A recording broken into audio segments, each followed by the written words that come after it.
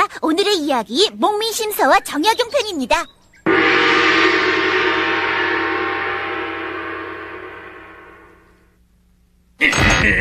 여봐라, 서양 귀신을 믿는 자들 모두 끌어내라. 나라의 마음이시며 놈들 모두 눈이 포탑하러 친다.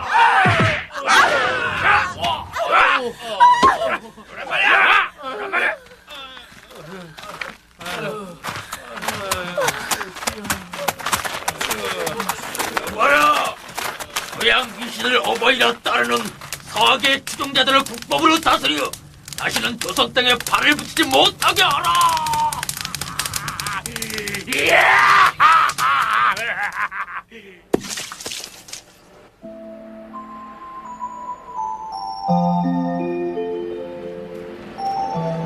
서기 1801년 신유사옥대의 일이었습니다.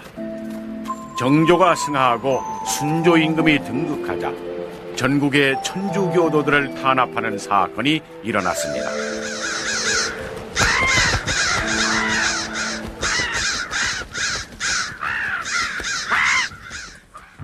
당시 조정은 주로 서인 출신의 대신들이 정권을 장악하고 남인 출신의 학자들을 배척하는 당파 싸움이 한창이었습니다.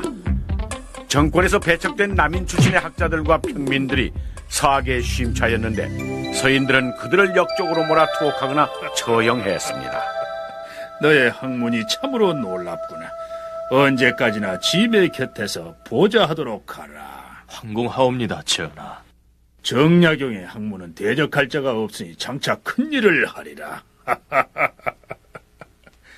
그대가 실용학문에 박다더니 이대로 공사를 하면 공사비 절감은 물론 튼튼하고 아름다운 성이 될 것 같구나.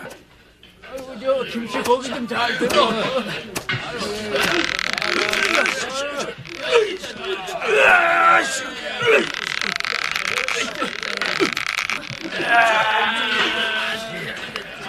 정말 신기하고 무거운 바위가 거뜬히 들렸잖아. 그러게 말일세. 학문이 무엇인가? 이론에 그친다면 아무짝에도 쓸모가 없는 죽은 학문일 뿐이다. 우리 조선은 앞으로 실학을 깊이 연구해야 한다.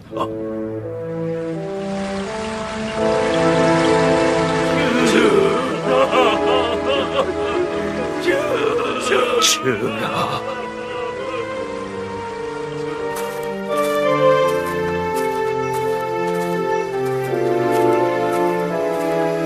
나 뭘 꿈을 대는 거야? 해지기 전에 빨리빨리 서둘러.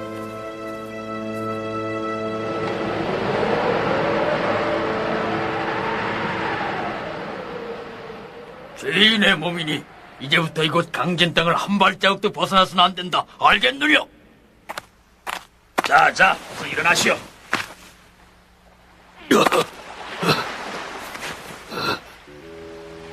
조선 제1의 실학자요 돌아가신 정조 임금의 총애를 받던 정약용은 이렇게 하여 전라도 강진에서 귀양살이를 하게 되었습니다. 정말 큰일이야. 갈수록 장사가 안 되니 말이야. 나라꾼이 엄마인데 장사가 됩니다. 우리 같은 장사지가 뭘 알겠나마는 백성들이 굶어 죽는데 조정에서 높으신 양반인들끼리 싸움만 한다는 건 그래. 나 참. 그러게 말이야. 관리들이 부패하고 백성들을 돌보지 않으니 어찌 나라가 잘 되어 가겠는가. 선왕께서 살아계시기만 해도. 강진의 주막집에서 유배 생활을 시작한 정약용은 주막을 오가는 많은 사람들을 통해 나라 살림이 엉망이라는 것을 듣고 있었습니다. 나리, 주모 아니요, 바람이 찬데 웬일이요? 쇠내는 아무것도 모릅니다만 나리 같은 높은 분이 이런 데 계시는 거 보니 왠지 언짢구먼요. 다 덕이 부족한 탓이오, 주모. 아유, 아니에요. 전국을 떠도는 장돌뱅이들 말을 들어서 세상 돌아가는 것쯤은 알고 있구먼요. 나라님이 어리시니 탐과 놀이만 득식을 거려 온통 백성들이 굶주린다는구먼요. 일장무식한 주모도 세상 걱정을 하는데 평생 학문을 한다는 자들이 당파 싸움에만 정신을 팔고 있으니 부끄럽구나, 부끄러워. 풍년이로세. 여보게, 올해는 모두들 풍족하겠구만. 웬걸입쇼, 나리 참. 흉년이면 지들이 씨앗까지 뺏어가고 풍년이 되면 더 많은 곡식을 내야 하니 어디 배부를 날이 있겠소? 예로부터 농자 천하지 대본이라 했거늘 농부들이 이렇게 착취당하고 가난한데 어찌 나라가 평안해지겠는가? 싫어. 이젠 죽은 싫단 말이야. 응? 쌀만 먹고 싶어.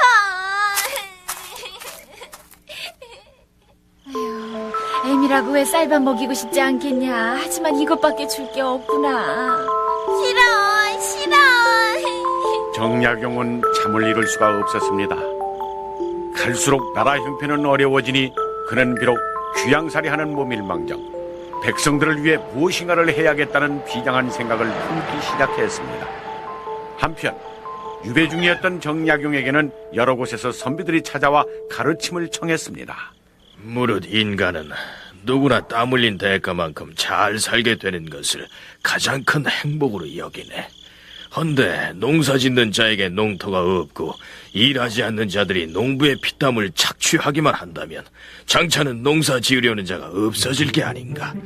농가 30호마다 논밭을 나누어주고 각 여장의 관할 아래 공동으로 생산하고 나누게 되면 생산이 늘어날지니 나라 살림이 풍족해지고 백성들이 행복해할 것이다.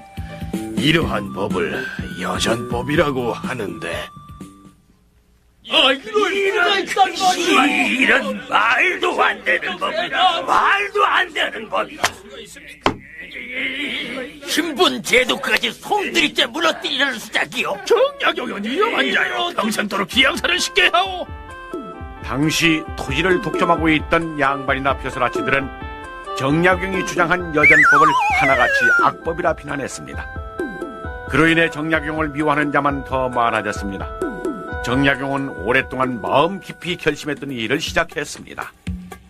관리는 백성 돌보기를 자식 돌보듯 해야 하며 학자를 우대하며 공을 잘 나눠야 할 것이다. 농지를 분배하고 세금을 합리적으로 거두어 농민의 불만을 없애야 함은 물론 살림을 가꾸고 성을 짓는 데 힘써야 한다. 이처럼 농민심서에는 지방관리들의 올바른 도리와 농민 경제를 부흥시켜 나라를 부강하게 해야 한다는 내용이 들어있습니다. 정약용은 수천 권의 책을 읽고 그 장점을 뽑아 오직 백성을 위해 책을 저술하기 시작했습니다. 정약용은 거처를 다산초당으로 옮긴 후 제자들과 직접 농사를 짓고 차를 생산하면서 늘 농민심서에 대한 생각을 했습니다. 이곳의 차는 품질이 아주 좋구나. 차란 사람의 마음을 맑게 하니 차 마시는 습관을 키우게 하는 것이 좋겠다. 정약용은 직접 생산한 차잎으로 다도를 익혀 보급하기도 했으니 그를 따르는 학자들과 스님들은 그의 높은 학문을 배우며 함께 실학에 관한 연구를 했습니다. 서양의 천문학은 놀랄 정도로 자세히 전체를 표시하고 있네. 학문을 잘 연구하면 모든 것이 실생활과 밀접해지는 것이니 이러한 학문을 보급하는 것이 나라를 살찌게 하는 일이네. 이제 서양의 천문학이나 과학기술 등을 습득하여 이 나라를 변화시켜야 하네. 정약용의 목민심서는 훗날 조선의 대표적인 실학서가 됐습니다. 썩어 빠진 관리들을 모두 죽여라!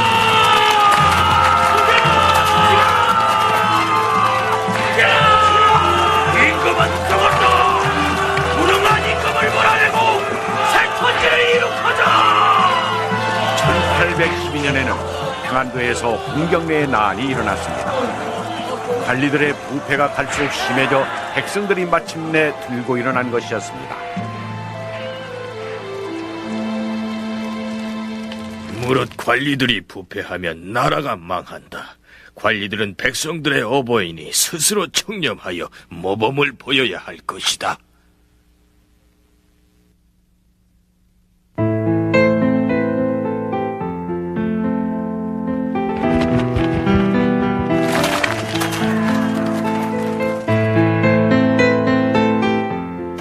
정약용은 나라가 어지러운 가운데서도 농민심서를 저술하는 일을 멈추지 않았습니다. 총 48권 16책으로 이루어진 농민심서는 특히 관리들이 청렴해야 함을 강조했으며 노비제 폐지, 토지제도를 비롯한 각종 정책들을 개혁하는 내용이 자세하게 실려 있습니다. 정약용에게는 실로 기나긴 유배 생활이었습니다. 18년간이나 계속된 유배 생활 속에서도 그는 절망하지 않고 실학을 집대성했고 언제나 백성들과 함께 아픔을 나누었습니다. 스승님, 한양에서 칙사가 왔사옵니다요. 칙사.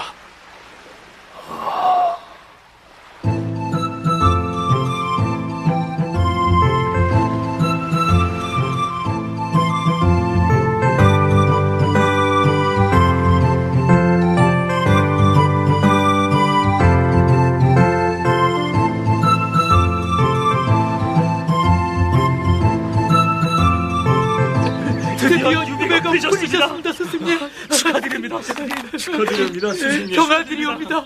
경하드리옵니다, 스승님. 축하드립니다, 스승님. 마침내 유배가 풀렸으나 정약용은 조금도 기쁘지 않았습니다.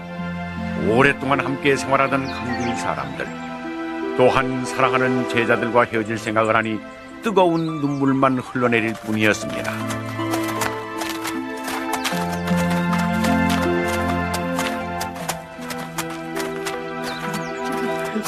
스승님. 스승님, 만수무강하시옵소서. 스승님. 정들면 이별인 것을 나 그대들을 영원히 잊지 않으리.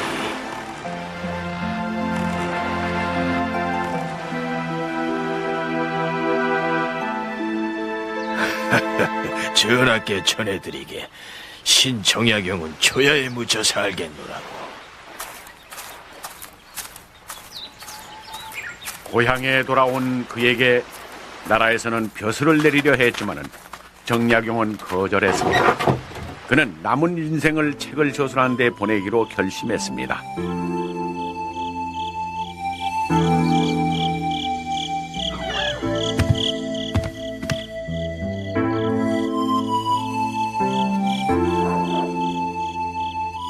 흠흠 신서 39권, 아언비각 3권을 저술한 데 이어 다시 60세가 되는 해에 4대 고대산보라는 책을 저술했습니다. 그의 실학에 대한 정열은 60세가 지났어도 식을 줄을 몰랐으니 오직 평생을 실학을 연구하는 데 바쳤습니다.